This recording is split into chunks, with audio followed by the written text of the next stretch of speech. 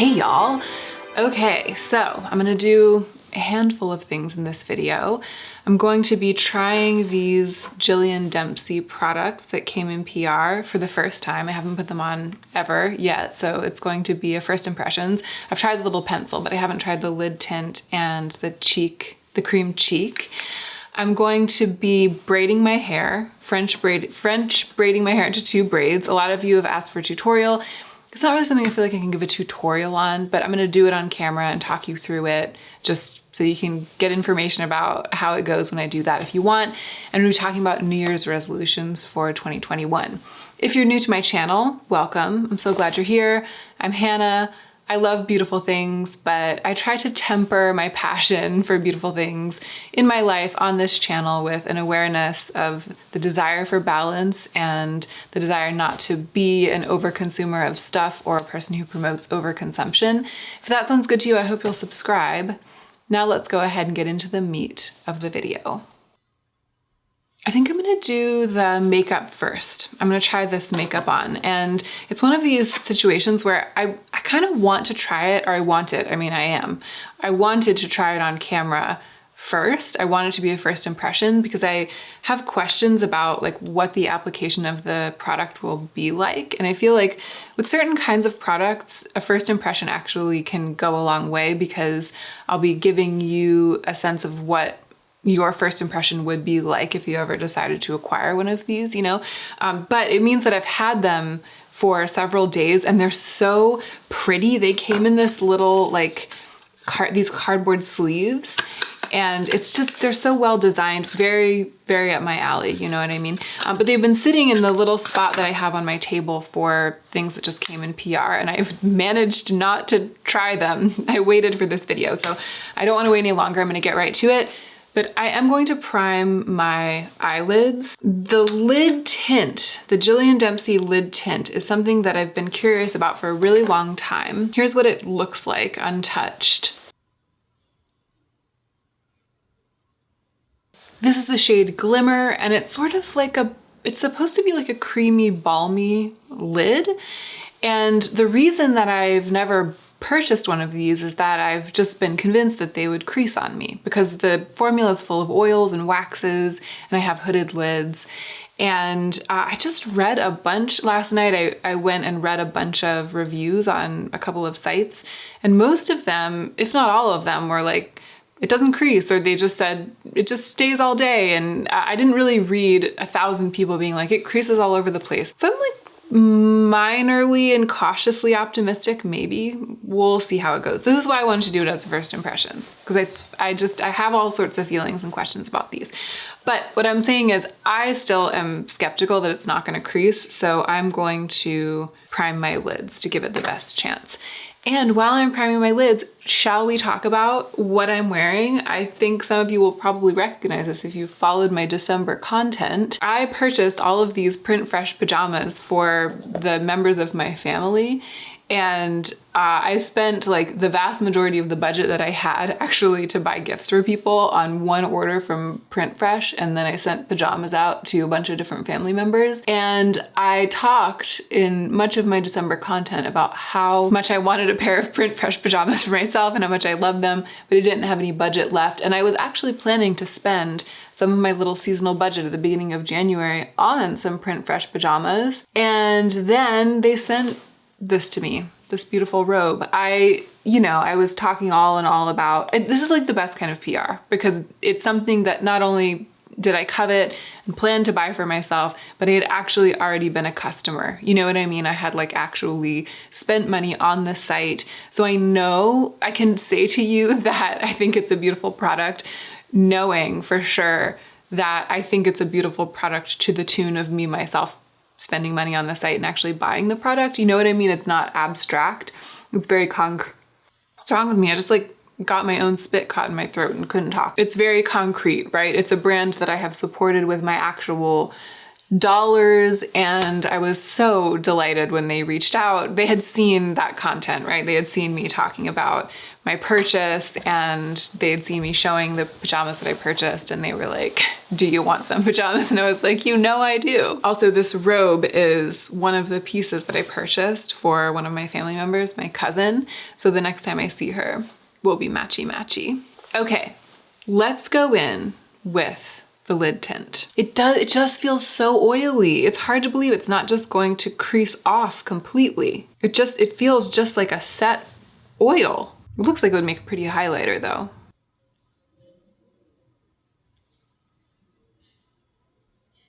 Yeah, gosh, I mean, it really looks like some sort of lip balm or something.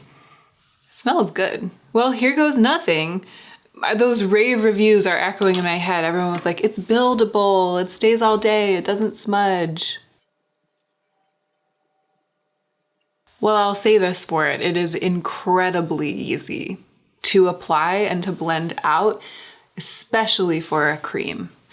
It's sort of semi-sheer, and so it's just, the blend is just flawless, and with the finger, that's very unusual. And it's definitely very hydrating. There's just no way it's not gonna crease. There's absolutely no way. It's like I'm putting a lip balm on my lids. I mean, we'll see. I think probably by, I was about to say by the end of the video, but I think that we'll see what's gonna happen like well before then. But I feel just on this very first application that this would probably be a really good product for someone with aging lids, like mature, I mean, all eyelids are aging, you know what I mean, but mature lids, like if you're starting to develop some of those little wrinkles and crepiness and maybe a little sagging on the lids, and you don't really have hooded eyes, like not too much like it's not going to engender too much creasing. You know, if you have naturally kind of like round eyelids that don't really fold in too much on themselves, but they're kind of crepey, and so other, you know, metallic shadow, other kinds of eyeshadow is starting to not sit the way that it used to on your lids. I bet this would be a beautiful product for that demographic. I just find it hard to believe that it's gonna stay looking like this for very long given the texture, but we'll see. Okay, I'm getting myself into trouble a little bit because I've continued to try to layer it, and it's kind of patched up like on the outer part of my lid. I think what I'm gonna do is go a little bit more dramatic and just put it kind of like all the way up to my brows in an even layer. Yeah, that took care of the patchiness and gave me a little bit more, you know, a little bit more dramatic of a look, a little bit more different of a look. Can you tell I'm trying to avoid the word editorial? That is why I'm saying these things. I want to get it on the lower lash line, but I don't know if I can do that with the finger. I think I might need to get a little brush, and I feel inevitably whichever of my brushes I use, it's going to, well, maybe this one is clean enough not to deposit the pigment of something else. We'll see how it goes with a brush. Not bad. I actually wish I had gone in with a brush to begin with, because I tend to prefer when blending anything out. I like packing things on my lid with my fingers, but if I'm trying to get any kind of blend, I prefer a brush. I kind of like it because it looks sort of greasy and undone. You know what I mean? Like it really does look effortless and yeah, a little bit disorganized, and I'm not mad at that. And you know, I'll say this for it, it hasn't really creased yet. A little bit, it's starting to gather a little bit in my like one crease. Jury's still out. Let's go in with the pencil, because I think that this is the thing that Jillian Dempsey has released very few products, right? There's these lip and cheek tints, these lid tints, and this kohl pencil that's like a smudgy charcoal thing. And I think that you're supposed to smudge the charcoal-y thing kind of in to the greasiness of the pencil right around your lash line, and maybe even up a little bit, and create a more defined version of this greasy undone eye. I think that that's the general idea. So, sorry, I've got like one of those hairs plaguing me. Non-existent hair stuck to my face.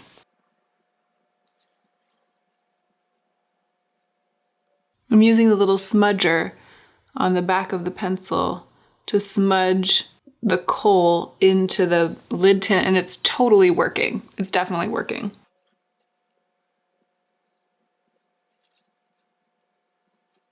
Yeah.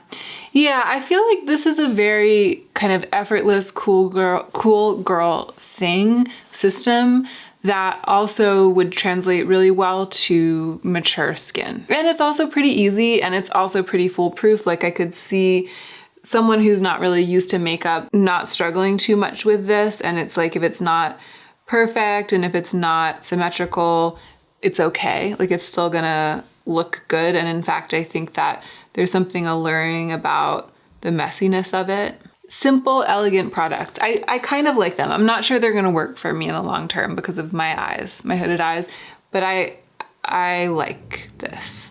The other thing that's not ideal for me with my hooded eyes is that when I'm wearing eye makeup, I do like to do some sculpting. Like I like to bring darkness in the outer corner up onto, like higher up onto my lids.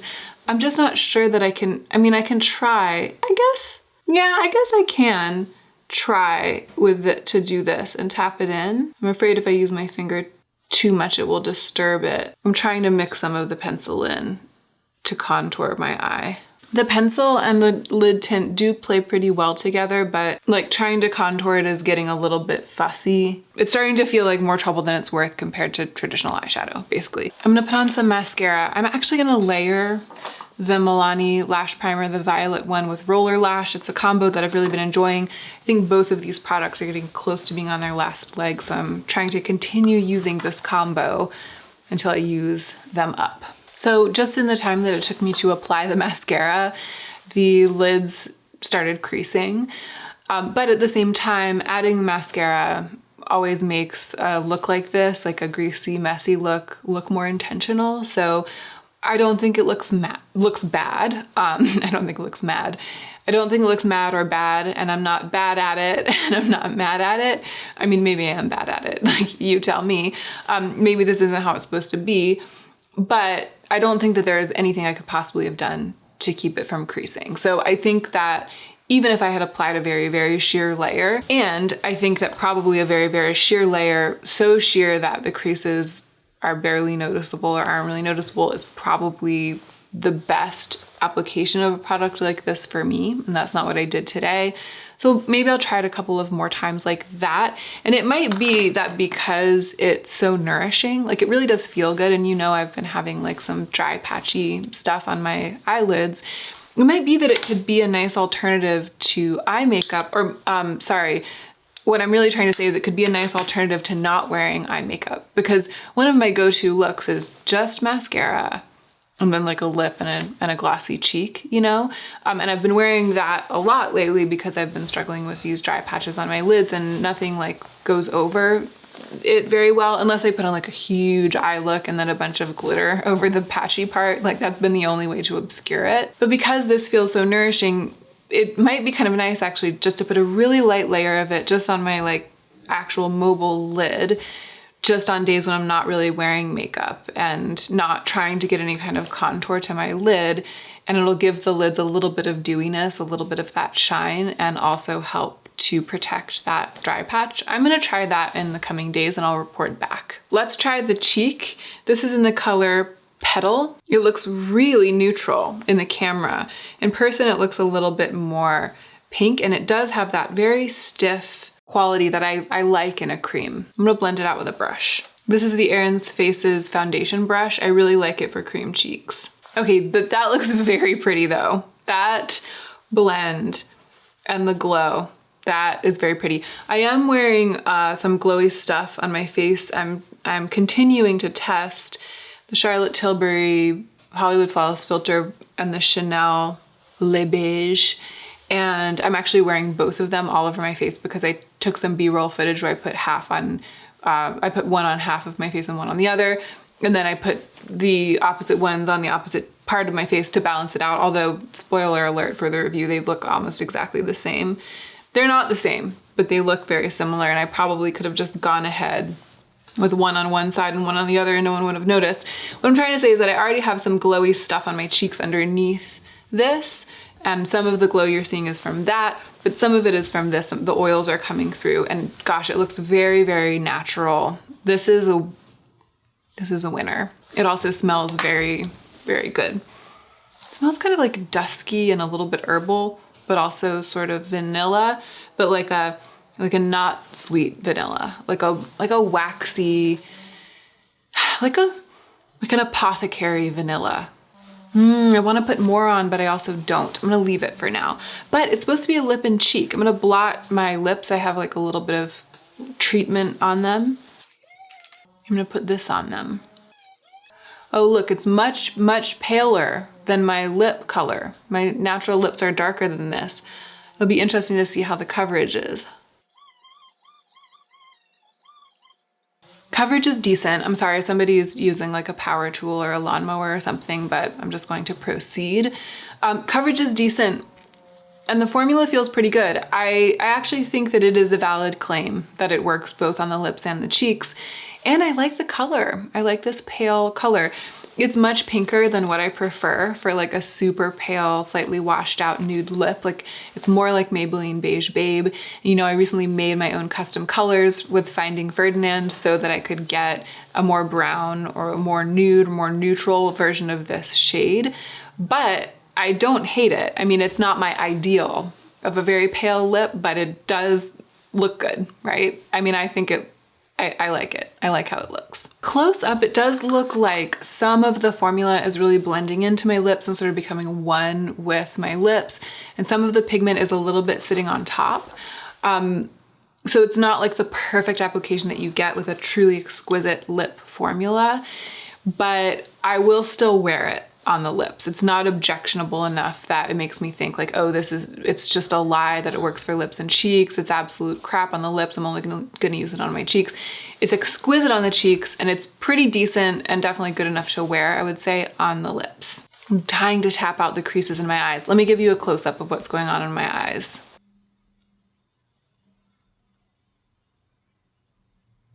You know, when I look close up, I actually kind of like the creasiness. Like it's actually, it's not doing that thing where it gathers in like one single crease and looks a bit demented.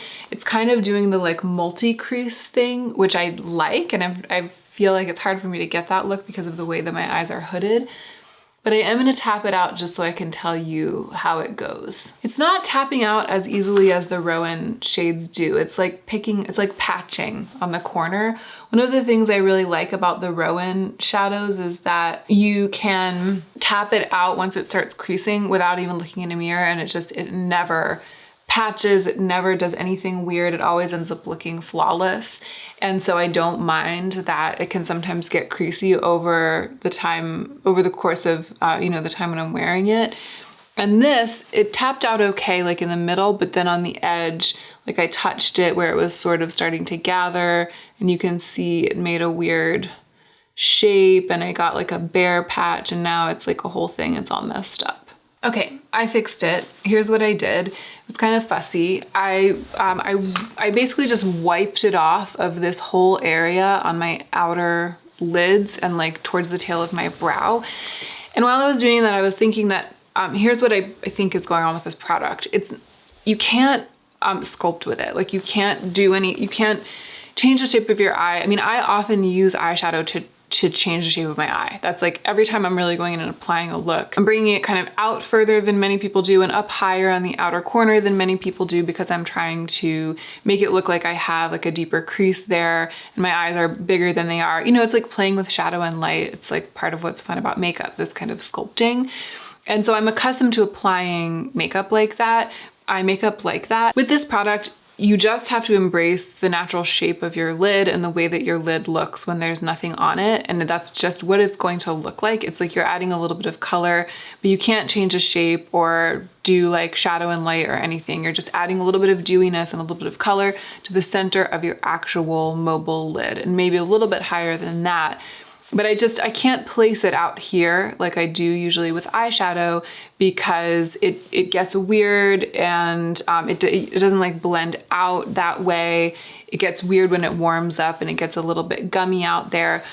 But now that I've like just kind of reined it in a little bit and like wiped it off of the outer part of my brow and the outer part of my corner, I actually like the outer part of my corner. The outer corner, I actually like the look a lot better. I feel like it's very natural, but it's actually very flattering and I really like it. Like I went you know, all around the world and back again with it. And now I'm starting to really appreciate like what it can do if you don't try to make it do things that other kinds of eyeshadow does. Who knows? I feel like it's 50-50 at this point, whether or not I decide to keep it. But of course, I'll try it several more times before I make that final decision. But I'm much more pleased now with how it looks, and it still does look a little bit messy.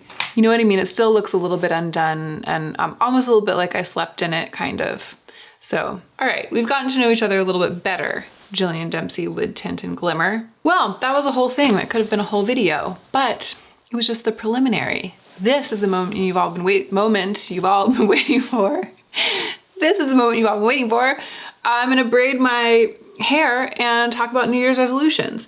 So I'm just gonna kind of tell you what I'm doing, but if you really don't know how to French braid hair, I'm not here to teach you. I'm just gonna show you how it looks when I do it. I'm sure that there are 1,000 really good close-up French braid tutorials on YouTube, you know, by French braid people. So if you already do know how to French braid, like in general, you know, like the principle and you've done it before, your hands can do it, then you'll be able to apply like little tips and tricks that I'm telling you as I do mine.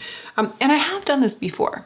When I did that long, it was like a 3-video saga about how I take care of my hair, way back at the beginning of my channel. It was like, I think it was during my no-buy year. I didn't have bangs then, you know, but I did like all of these check-ins filming over the course of 10 or 12 days, how I treated my hair every day in between washes. I've been washing it a little bit more frequently these days, like once a week as opposed to once every 10 days, which is what I was doing then. But most of what I do now is the same as what I was doing then, including this French braiding that happens like partway through or towards the end of the cycle of my hair, when it starts to get a little dirty and it's kind of blah. But I'm a little early right now. I would usually go a couple more days, but I just kind of felt like doing it today. I want those braids right now. I just do my best to, you know, get it split evenly. It doesn't have to be perfect. It's, again, a bit of an undone look. I'll turn around so you can see what I'm doing.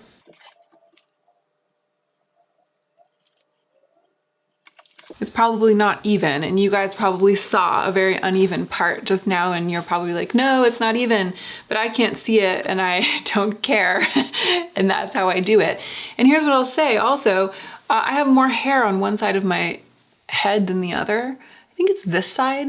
I never really remember, but when I go to get my hair cut, or, you know, back when I was going to get my hair cut, my hairdresser would always be like, gosh, you have much more hair on this side than the other. So it doesn't really matter if it's even, because my head's uneven. Like we're all asymmetrical anyway, you know what I mean? Then I use a little thingy to hold the hair from one side while I'm doing the other side so that it doesn't get caught in it. I'm using these little clear, I love these things, these little clear hairbands. The ones I have right now are from Kitsch, and I'll link them below, but you know, you can get them in a lot of places. You can get them in drugstores, you can get versions of this everywhere. So I'm trying to get the hair from my entire, like a slice of hair from the entire front, from here to here. So I'm making sure that all of the front hairs are part of the braid to begin with. And this is a choice, right? Like this is the difference between the way I do it and the way someone else might do it. You could start here and then start pulling hairs in as you go, but I'm starting with this entire slice of hair. And I'm just gonna split it into 3, and then I'm going to start French braiding. And the important thing is that I'm remembering which of these 3 strands I started with. I'm gonna start with the one that's closer to my part, and then I'm just gonna remember when I get to the other side that that's what I did, so that I can do them in the same way. And then I'm just gonna go from there, and I'm gonna talk to you about New Year's resolutions. So here's what I decided to do. It's funny because the past 3 years, my New Year's resolution has also been my YouTube channel. I'm gonna turn to the side so you can kind of see what I'm doing. I'm just taking a little bit of hair, adding it in. I have to start over. Maybe it's not gonna work doing this and talking at the same time. I just completely like lost the plot when I was just partway through adding the first strand in. I was like, which strand is which? I can't live. All right, excuse me, I'm just gonna get caught up with where I was. Starting with the one close to the part, adding in the one from over the ear, adding in some more from the part. This is where I was. So for the past couple of years, like my no buy year, that was obviously my New Year's resolution. It was like the most important New Year's resolution that I've ever made. So this is the second, or this is the first time I'm gathering from behind my ear. It's the second turn from behind my ear. It was the first time of gathering hair. And it occurs to me at this stage to say that I'm trying not to make it too tight. It's tempting to make it super tight, but I'm just letting it be a little bit looser than I could because I want it to have that organic feel. So, you know, and then the year after that, my budget was essentially my New Year's resolution. I was like, I'm gonna stick to this budget and that's my resolution. And last year, kind of the same, you know, the year of less stuff. Like that was my kind of New Year's resolution. This year, with filming what I love, that's not really a resolution. That's just like what I'm choosing to do going forward. So it's the first year in a long time that I felt like I wanted to come up with some kind of resolution that is not like what I'm doing on my YouTube channel. I'm gonna turn around and finish the back. I'll fast forward through it, but I just want you to be able to see what I'm doing. And I won't talk when I'm doing that because you wouldn't be able to hear me.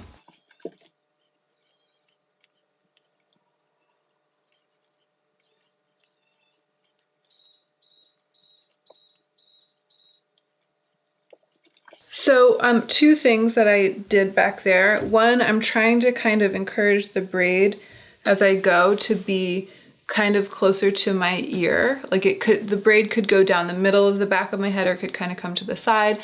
I'm trying to kind of bring it to the side as I go down because I want it to be something I can pull around to the front. And then also I took note of the last strand of hair that I added in from my head, of whether it was being added from the inside or the outside of the braid, because again, I want to match it on the other side. And I like to make it teeny, teeny, tiny. I like to get it teeny, teeny, teeny, eensy, weensy. And then I like to tie these little guys. This is why I like these little rubber bands, because you can tie it teeny, teeny, eensy, weensy around the itty bitty tip of the braid and kind of tie it down. Like it's not all in one spot. It's like I'm making it so that it kind of it's like binding like 1.5 inches of hair at the tip like this. Like I've made the tie go from here to here. And I like how it makes the braid come to a little point like this. And then also when I take the braids out, it won't be like crimpy and then just like these like straight tips at the end of my hair. It'll be crimpy all the way to the tips. That's part of why I do that. Okay, one down, one to go. The New Year's resolution, I'm like letting my arms rest a little bit. All the blood rushed out of them. I was like, what's my New Year's resolution?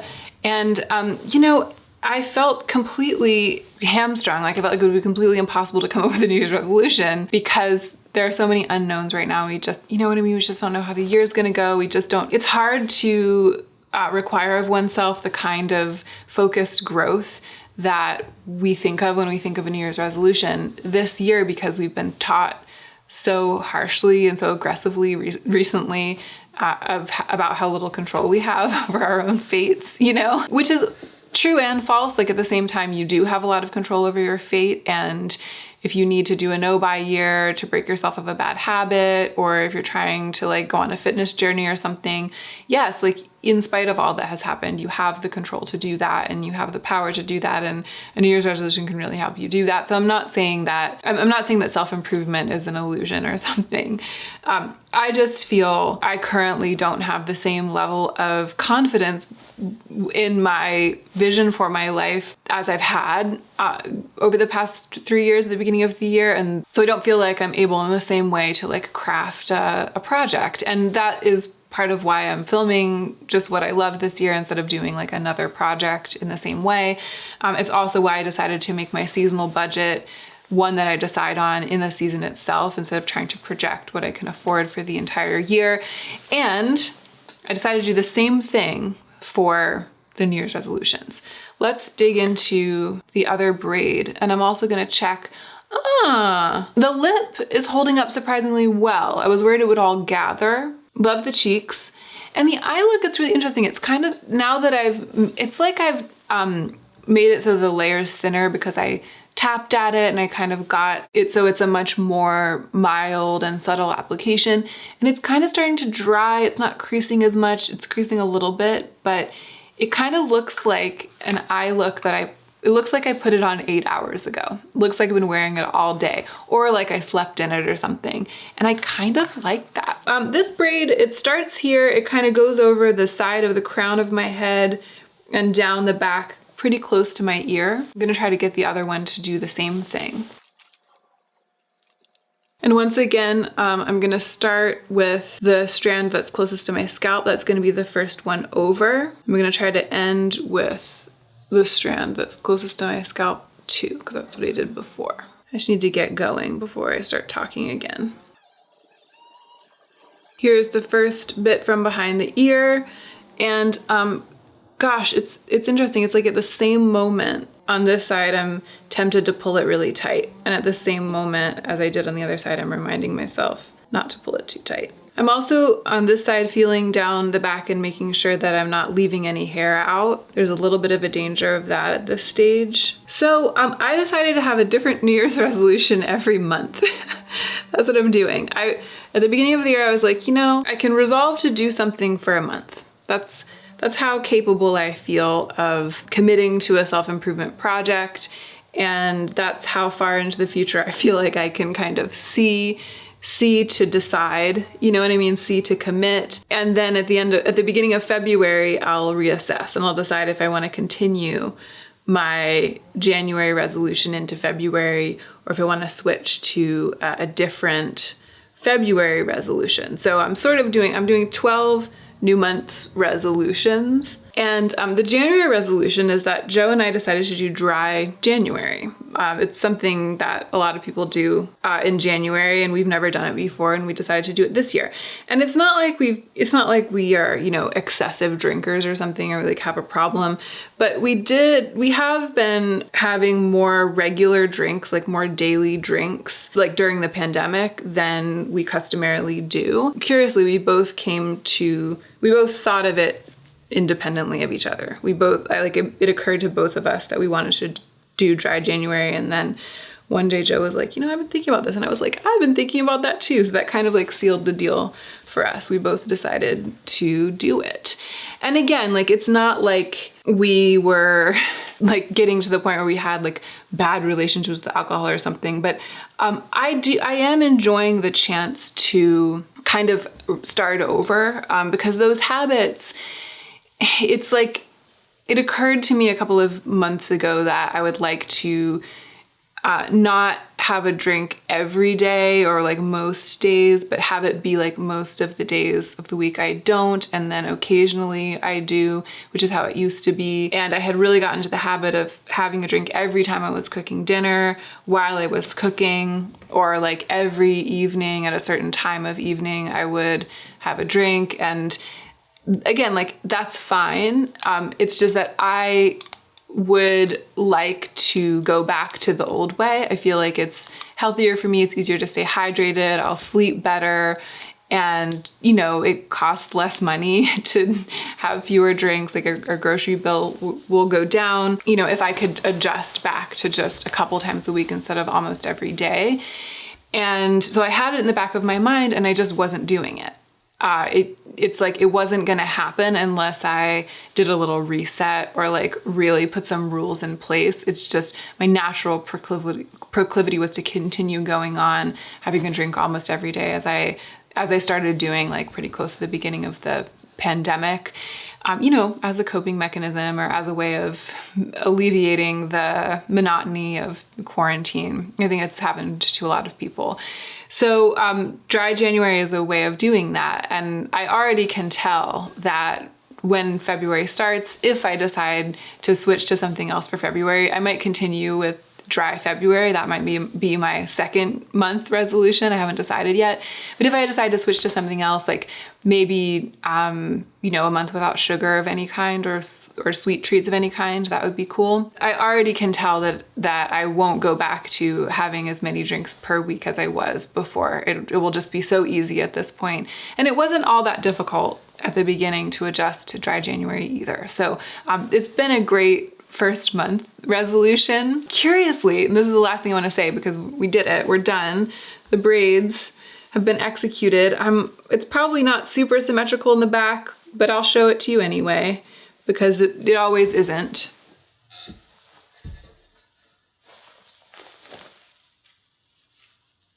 And I like them like this. So this is how they tend to look when they're fresh. It's pretty tight compared to what you guys usually see, because what happens is I put them in and then I like sleep in them for, you know, like a week. And so it gets all messy and mussy, and I love it. I love the way that that looks. Sometimes I'll I'll pin them up.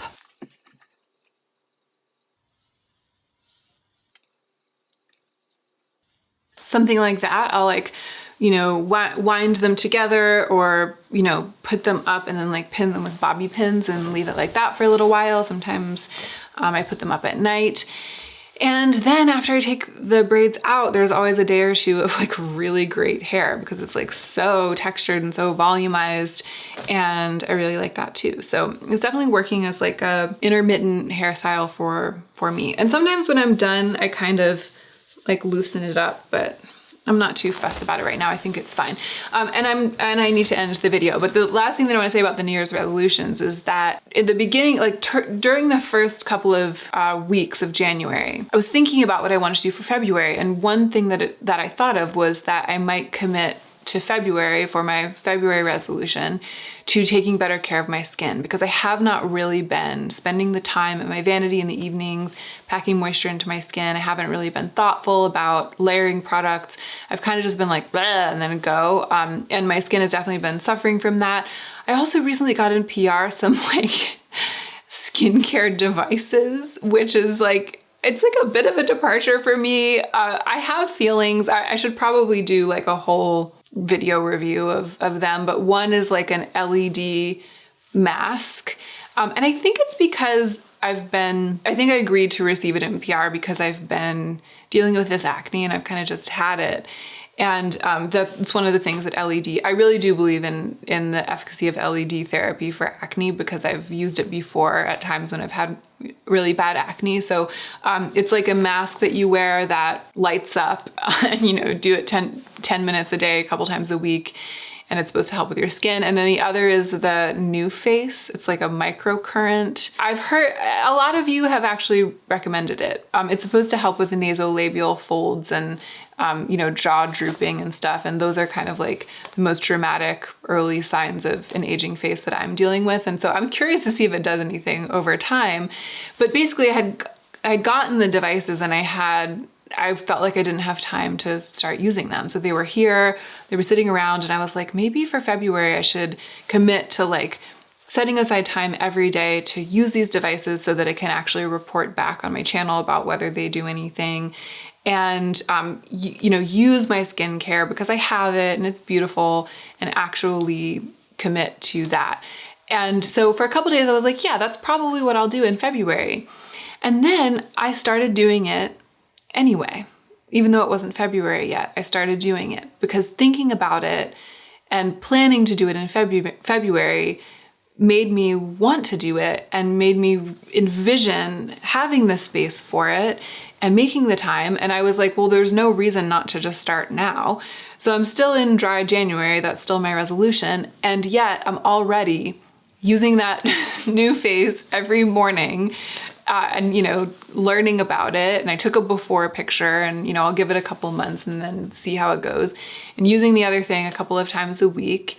And I've been spending more time at night packing in my skincare. And I've just been like making the space for myself. So the cool thing that I did not at all anticipate about this 12 months of New Year's resolutions is that doing something, deciding you're going to do something, committing to it, and then sticking to it, it has a ripple effect throughout your whole life. It increases your sense of efficacy, it increases your sense of empowerment, and it makes you feel more capable of succeeding at the things that you want for yourself. The skincare, it's like a casualty, like a positive casualty, a positive bit of fallout from my commitment to dry January. The fact that I set a goal for myself and I'm sticking to it and I'm feeling healthier and I'm doing this thing, it made me like, oh, why can't I start doing the other thing that I kind of want to do? No reason. And so the skincare isn't going to be one of my resolutions. It's just something that I'm doing, that I've gotten better at doing because of the whole idea of resolutions and because of sticking to the other one. So there's something really to be said for it. I think a year is a long time, you know, says the woman who did a no-buy year a couple of years ago. A year is a long time, and I think one of the things that happens with New Year's resolutions is that we tend to be overly ambitious and destined for failure. So you say you're going to do something for a whole year that you can't really stick to for a whole year. And so then you do it for a little while and then you stop doing it, and then it has the opposite effect. Rather than making you feel a sense of efficacy, like success in that realm will do, the New Year's resolution ends up turning around and biting you in the butt because it just makes you feel like a failure at some point, whenever it is that you stop doing your thing, at some point over the course of the year. And so that's what I like about this month thing, because there's no problem. It's just 30 days. It's easy to commit to not drinking for an entire month, even though I love a good glass of wine and I love a good gluten-free beer. Doing it for a month is no skin off my nose. And so my health has improved, my sense of efficacy has increased, it's bleeding into other areas of my life. It's causing me to take better care of myself in other ways. And I know that I can complete the task. I know I can complete the month. So the sense of failure is not around the corner, is not going to come back to bite me in the butt. So that's what I'm doing. I love it for myself, and I'm not going to make a big deal out of it on my channel, but I'll probably share what I decide to do as I go through. I'm not going to do it in a structured way because that would just, be more pressure. And if any of you think this sounds like an amazing idea and you decide to do 12 New Year's resolutions for the 12 months of the year, definitely let me know that you're doing it and let me know what yours are, because I don't have 12 ideas. Like, I'm deciding on each one as I go, and maybe one of you will have an idea for 1 month that I'll really love, and maybe I'll do some that you'll really love, and vice versa. That is it. That's the video. I hope you enjoyed watching this kind of scattered, multi-dimensional GRWM, which I always think of as grew a worm. Grew a worm. I hope you enjoyed this grew a worm, and I hope you are definitely remembering to take extra good care of yourself so that you can be the most effective version of yourself as you do your work in the world.